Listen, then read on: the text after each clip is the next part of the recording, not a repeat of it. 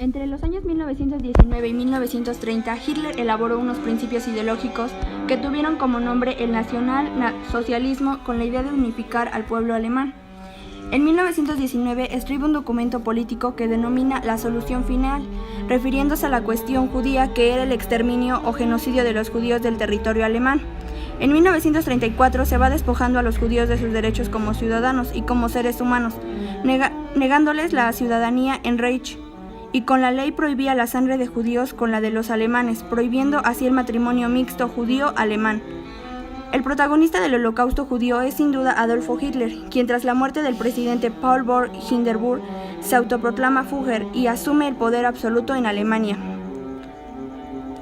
Los niños ocultos, alternativas. La mayoría de los judíos de la Europa bajo la ocupación alemana nunca se ocultaron por muchos motivos. Ocultarse significaba tener que dejar a los familiares arriesgándose a recibir castigo inmediato y severo y encontrar a una persona o familia dispuesta a brindar refugio. Muchos judíos, sin duda alguna, conservaban la esperanza de lo que la amenaza de muerte pasaría o que podrían sobrevivir hasta la victoria de los aliados. Los nazis describían a los judíos como portadores de enfermedades, criminales o agentes bolcheviques, ansiosos por socavar las bases de la sociedad europea. Los nazis además desalentaban el rescate, amenazaban con castigar severamente a quienes fueran descubiertos ayudando a los judíos. Dificultades. Una vez que tomaron la decisión de ocultarse, los padres, los niños y los salvadores debieron enfrentar abrumadores desafíos. Algunos niños pudieron hacerse pasar por no judíos y vivir abiertamente. Los demás tuvieron que vivir en la clandestinidad, a menudo en altillos o sótanos. Los niños que se hicieron pasar por cristianos tuvieron que ocultar cuidadosamente su identidad judía de vecinos curiosos, compañeros de clases, informantes, chantajistas y la policía. Hasta el más mínimo lapsus al hablar o en la conducta podía poner en peligro al niño y a su salvador. Para vivir como no judíos se necesitaban documentos de identidad falsos, que eran difíciles de conseguir en la Europa bajo ocupación alemana y eran revisados con frecuencia por autoridades. Durante la guerra, los niños a menudo tenían que trasladarse de un refugio a otro. Para los niños que debían dejar a sus padres, el dolor emocional de la separación era constante y las preocupaciones muchas. Lugar de escondite. No todos los niños judíos podían hacerse pasar por arios y disfrutar de la relativa libertad de movimiento en el mundo exterior. Los que tenían aspecto judío no hablaban el idioma local o su presencia en la familia de un salvador generaba muchas preguntas que tenían que ocultarse. Se ponían a los niños en sótanos y altillos, donde tenían que quedarse quietos, incluso sin moverse durante varias horas. En las zonas rurales, los niños ocultos vivían en graneros, establos, gallineros y refugios en el bosque. Cualquier ruido, conversación, pasos podía provocar la sospecha de los vecinos y tal vez incluso una redada policía. Durante los bombardeos, los niños judíos tenían que permanecer ocultos sin poder huir a la seguridad de los refugios.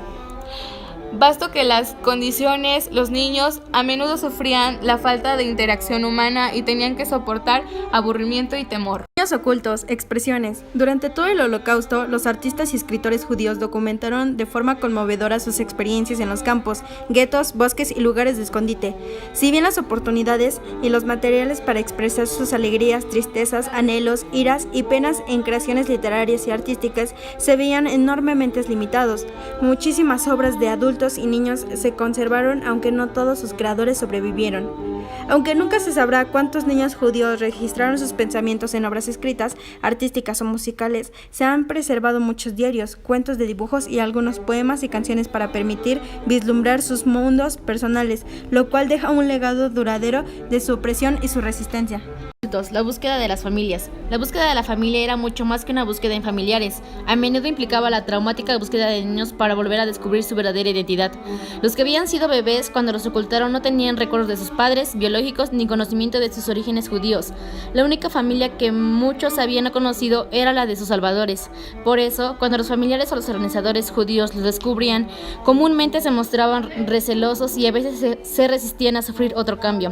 Muchas veces la búsqueda de familiares terminaba en trágicas noticias de hijos que habían desaparecido o habían sido asesinados, o de que no habían quedado familiares vivos que reclamaran a los niños. Y las batallas por la custodia. En cientos de casos, los salvadores se negaban a entregar los niños ocultos a sus familias o organizaciones judías. Algunos exigían que se les rescatara a los niños con una remuneración financiera. Otros se habían apegado a los niños y no querían entregarlos. En casos más complejos, los tribunales tenían que decidir a quién darle la custodia del niño. Algunos salvadores desobedecían las decisiones de los tribunales y ocultaban a los niños por segunda vez. El futuro de miles de niños huérfanos judíos se volvió un asunto apremite. En los Países Bajos, a más de la mitad de los 4 a 6 millones de sobrevivientes se les declaró niños adoptivos de la guerra. Y a la mayoría los pusieron bajo la custodia de un comité del Estado. A la gran mayoría los devolvieron a algún familiar sobreviviente o una organización judía, pero más de 300 fueron entregados a las familias no judías. Memoria. Cientos de niños que habían estado ocultos narraron el tremendo dolor de los días de la supervivencia. Muchos intentaron recuperar un pasado de los nazis que les habían robado, familias que nunca habían conocido o que eran solo recuerdos lejanos, o hasta sus propios nombres de nacimiento. Otros se sorprendieron de enterarse de que eran judíos, al hurgar en los lugares más recónditos de sus vidas anteriores. Estos sobrevivientes especiales conservan el recuerdo de los padres que los trajeron al mundo, los salvadores que los rescataron y un tiempo que amenazó con devorarlos. Anna Frank. Anna Frank nace el 12 de junio de 1929 en la ciudad alemana de Frankfurt en Meno, donde la familia de su padre lleva viviendo varias generaciones. Margot, hermana mayor de Anna, es 3 años mayor que esta. La crisis económica, el surgimiento de Hitler y el crecimiento del sentimiento antisemita en la sociedad pone fin a la tranquila vida de la familia. Otto Frank y Edith, su esposa, deciden, como muchos otros judíos, dejar Alemania. Otto puede montar una empresa en Ámsterdam. La familia encuentra una vivienda en la plaza Merwedeplein. Cuando la amenaza de la guerra en Europa aumenta, Otto intenta emigrar con su familia a Inglaterra o a los Estados Unidos, pero dichos intentos fracasan. El 1 de septiembre de 1939, Alemania invade Polonia. Este es el comienzo de la Segunda Guerra Mundial. Poco tiempo se empieza que los Países Bajos no se verán comprometidos en la guerra. Sin embargo, el 10 de mayo de 1940, tropas alemanas invaden el país. 5 días más tarde, los Países Bajos se rinden y el país es ocupado por los alemanes. Los judíos tienen la presencia en más sitios. El 4 de agosto de 1944, son arrestados los escondidos que vivían en la casa de atrás, la cual era la casa que estaba detrás de la empresa de Otto Frank. Anna escribió en su diario que más tarde quería ser escritora o periodista y que quería editar su diario en forma de novela. Amigos de Otto convencen a de la gran elocuencia del diario. El 25 de junio se edita el diario bajo La casa de atrás. Incluir, personas de todo el mundo toman conocimiento de la historia de Anna Frank. Durante los años siguientes, Otto Frank contesta miles de cartas enviadas por gente que ha leído el diario de su hija. En 1960, la casa de Anna Frank se convierte en museo. Otto Frank permaneció vinculado a la Fundación Anna Frank y bregó por los derechos humanos y el respeto entre las personas hasta su muerte en 1980. Sigo buscando la manera de llegar a ser la que yo tanto quería ser, la que yo tenía y sería capaz de ser así, si no hubiera otras personas en el mundo.